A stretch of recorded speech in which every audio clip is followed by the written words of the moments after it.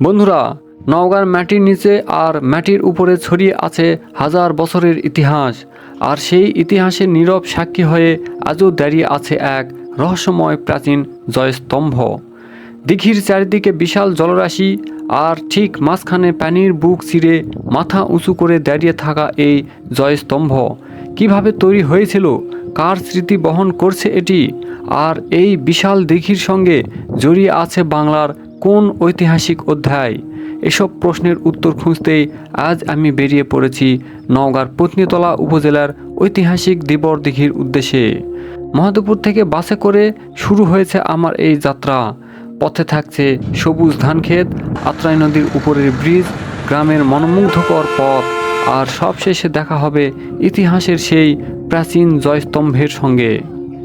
তাহলে চলুন বন্ধুরা, আমার সঙ্গে ঘুরে দেখি ঐতিহাসিক দিবর দিঘি, যেখানে প্রকৃতির সৌন্দর্যের সঙ্গে মিশে আছে হাজার বছরের ইতিহাস ও ঐতিহ্য। চলুন শুরু করি আজকের যাত্রা। আশা করি সবাই ভালো আছেন। আজকে আবারও আপনাদের নিয়ে বেরিয়ে পড়লাম নওগাঁর একটি ঐতিহাসিক স্থান ঘুরে দেখতে। আজকের গন্তব্য পত্নীতলা উপজেলার ঐতিহাসিক দিবর দিঘি। দিবর দিঘির নাম হয়তো আপনারা অনেকেই শুনেছেন, কিন্তু এই বিশাল দিঘির মাঝখানে দাঁড়িয়ে থাকা প্রাচীন জয়স্তম্ভের পেছনে রয়েছে বাংলার ইতিহাসের এক গুরুত্বপূর্ণ অধ্যায়। আর সেই ইতিহাসের সাক্ষী হতে আজকে আমি রওনা দিয়েছি মহাদেবপুর উপজেলা থেকে। আমি এখন বাসে করে পত্নীতলার উদ্দেশ্যে যাচ্ছি। বাসের জানালা দিয়ে তাকালেই চারপাশে শুধু সবুজ আর সবুজ। দুই পাশে বিস্তীর্ণ ধানক্ষেত, মাঝখানে আঁকাবাঁকা গ্রামীণ রাস্তা, আর দূরে দেখা যাচ্ছে গাছপালা। গ্রামের এই সবুজ প্রকৃতির মধ্য দিয়ে ভ্রমণ করতে আমার কাছে সব সময় বেশ ভালো লাগে। মহাদেবপুর থেকে পত্নীতলা যেতে আমার বাস ভাড়া পড়েছে 30 টাকা, আর পত্নীতলা থেকে দিবর দিঘি পর্যন্ত যেতে আরও কিছু খরচ হবে। চলুন দেখি আজকের এই ভ্রমণে আমাদের জন্য কি অপেক্ষা করছে। বন্ধুরা, কিছুক্ষণের মধ্যেই আমি পৌঁছে গেলাম পত্নীতলা মোড়ে। এখানে এসে প্রথমেই চোখে পড়ল বিশাল বড় একটি মিনার, পাশেই রয়েছে বাসস্ট্যান্ড এবং একটি বড় মসজিদ। পত্নীতলা মোড়টি বেশ ব্যস্ত। বিভিন্ন জায়গা থেকে আসা মানুষ, বাস, অটোরিকশা সব মিলিয়ে এখানে বেশ একটা কর্মচাঞ্চল্য দেখা যাচ্ছে। এখন আমার গন্তব্য দিবর দিঘি, তাই পত্নীতলা থেকে আবার একটি বাসে উঠে পড়লাম। এই অংশের ভাড়া সহ দিবর দিঘি যাওয়ার পথে আমার মোট যাতায়াত খরচও খুব বেশি নয়। চলুন এবার বাসে বসেই আপনাদের দেখাই দিবর দিঘির পথে কি কি দেখতে পেলাম। বাস আবার চলতে শুরু করেছে। যেতে যেতে রাস্তার পাশে দেখতে পেলাম একটি বাণিজ্য মেলার গেট।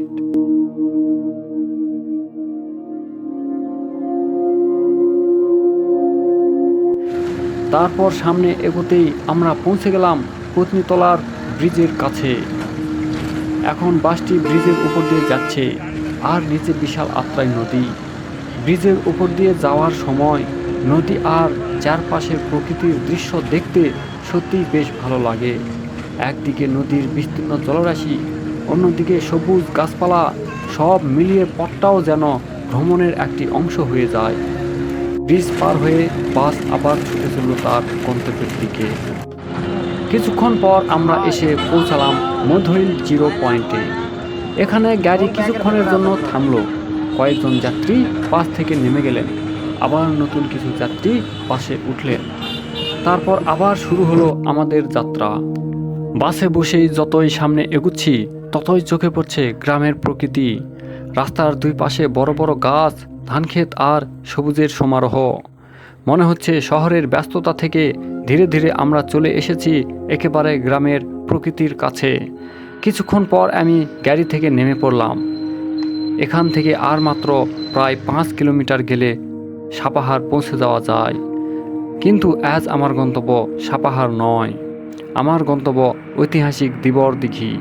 এখানে বড় একটি সাইনবোর্ডে লেখা রয়েছে ঐতিহাসিক দিবর দিঘি, অর্থাৎ আমি সঠিক জায়গাতেই চলে এসেছি। এখন এখান থেকে দিবর দিঘি যেতে চার্জার ভ্যানের ভাড়া মাত্র 5 টাকা। চাইলে অবশ্য হেঁটেও যাওয়া যায়। এই যে সামনে গেট এবং রাস্তা দেখা যাচ্ছে, এই রাস্তা দিয়েই যেতে হবে ঐতিহাসিক দিবর দিঘির দিকে। আমি আর দেরি না করে একটি চার্জার ভ্যানে উঠে পড়লাম। মাত্র 5 টাকার ভাড়ায় কয়েক মিনিটের এই যাত্রা। রাস্তার দুই পাশে গ্রামের গাছপালা আর প্রকৃতির দৃশ্য। কিছুক্ষণ পরেই আমরা পৌঁছে গেলাম দিবর দিঘির মোড়ে। ভ্যান থেকে নামার পর প্রথমেই চোখে পড়ল স্থানীয় দোকানপাট।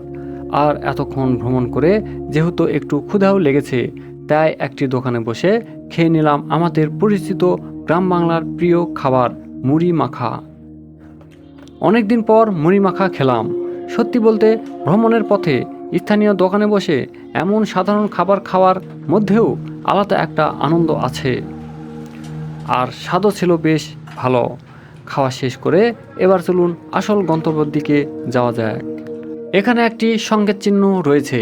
চিহ্নটি দেখিয়ে দিচ্ছে এই দিকেই যেতে হবে দিবর দিঘি। মোড় থেকে সামনে এগোতেই রাস্তার দুই পাশে বড় বড় গাছ। সরু রাস্তার উপর দিয়ে হাঁটতে হাঁটতে মনে হচ্ছে যেন কোনো স্বপ্নের জায়গার দিকে এগিয়ে যাচ্ছি। দুই পাশে গাছের সারি, মাঝখান দিয়ে রাস্তা, আর মাঝে মাঝে মানুষের যাওয়া আসা। আর কিছু দূর যেতেই হঠাৎ চোখের সামনে ভেসে উঠল বিশাল জলরাশি। হ্যাঁ বন্ধুরা, সামনেই দেখা যাচ্ছে ঐতিহাসিক দিবর দিঘি। বন্ধুরা, প্রথম দেখাতেই দিবর দিঘি সত্যি মন কেড়ে নেওয়ার মতো। বিস্তীর্ণ জলরাশি, দিঘির চারপাশে সবুজ প্রকৃতি, আর সবচেয়ে আকর্ষণীয় বিষয়টি হলো দিঘির ঠিক মাঝখানে দাঁড়িয়ে আছে একটি প্রাচীন পাথরের জয়স্তম্ভ। দূর থেকে দেখলেই বোঝা যায় এই জায়গাটি শুধু একটি দিঘি নয়, এর সঙ্গে জড়িয়ে আছে বহু শতাব্দীর ইতিহাস। দিঘির পাড়ে অনেক দর্শনার্থী দাঁড়িয়ে আছেন। এখানে রয়েছে দোকানপাট এবং দর্শনার্থীদের বসার জায়গাও। দিঘির পানিতে হাঁস চাষ করতেও দেখা যাচ্ছে। চারপাশের পরিবেশটাও বেশ শান্ত। তবে আমার মনে একটা আফসোস রয়ে গেল, জয়স্তম্ভটি দিঘির মাঝখানে। যদি এখানে নৌকার ব্যবস্থা থাকতো তাহলে নৌকায় করে জয়স্তম্ভটির আরও কাছ থেকে দেখা যেত।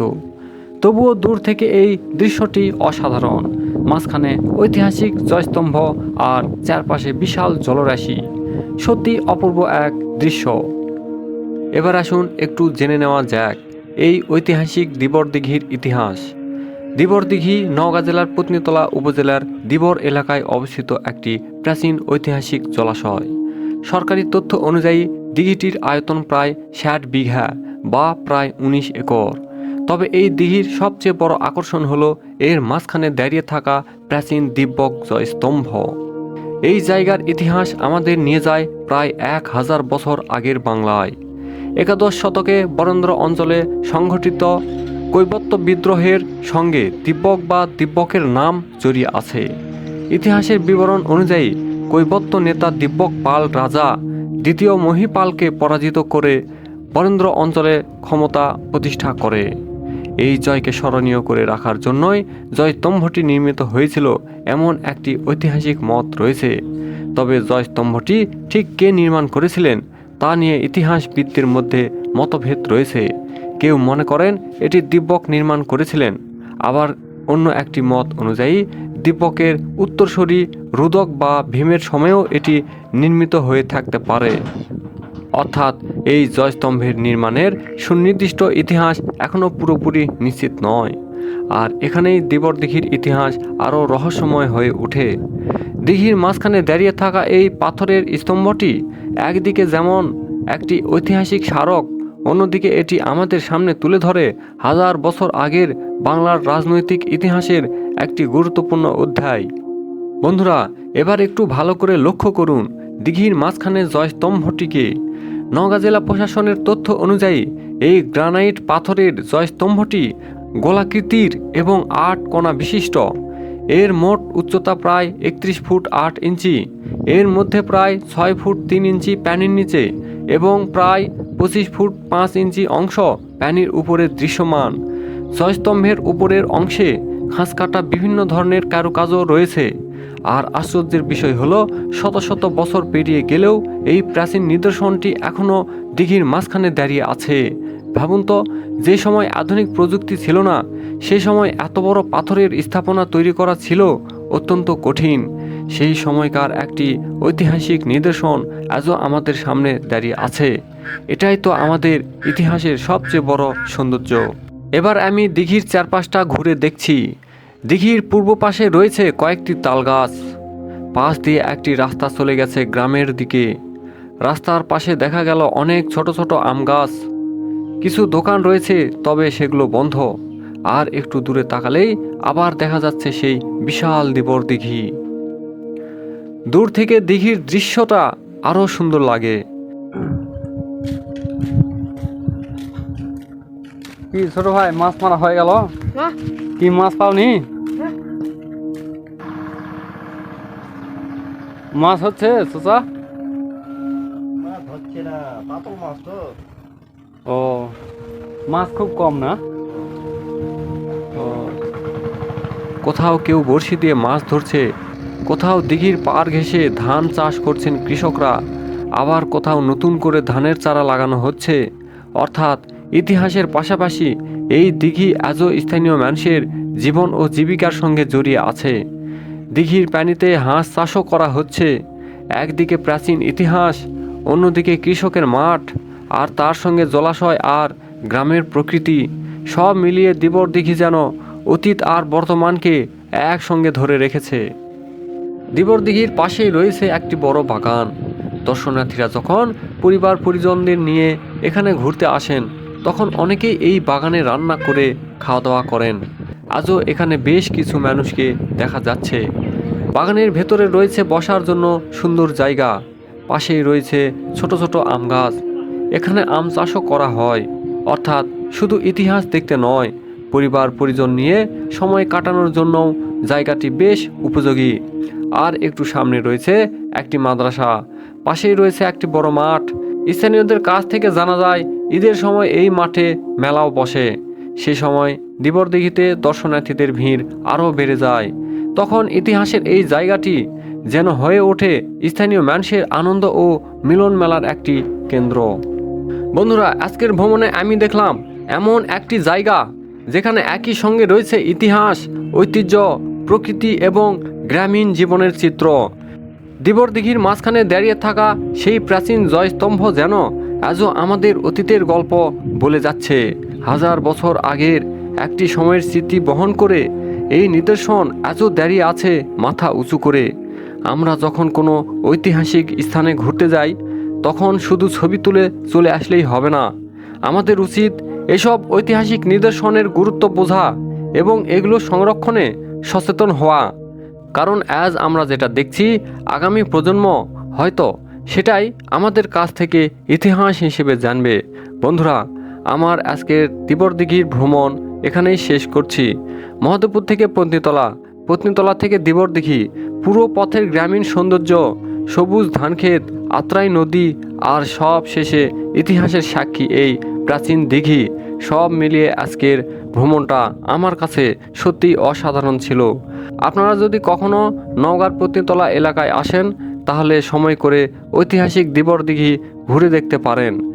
ভিডিওটি ভালো লাগলে অবশ্যই একটি লাইক করবেন, আপনার বন্ধুদের সঙ্গে শেয়ার করবেন এবং সিপি ব্লগস বিডি চ্যানেলটি সাবস্ক্রাইব করে পাশে থাকবেন। আবারও দেখা হবে বাংলাদেশের নতুন কোনো সুন্দর জায়গায়। সবাই ভালো থাকবেন, সুস্থ থাকবেন।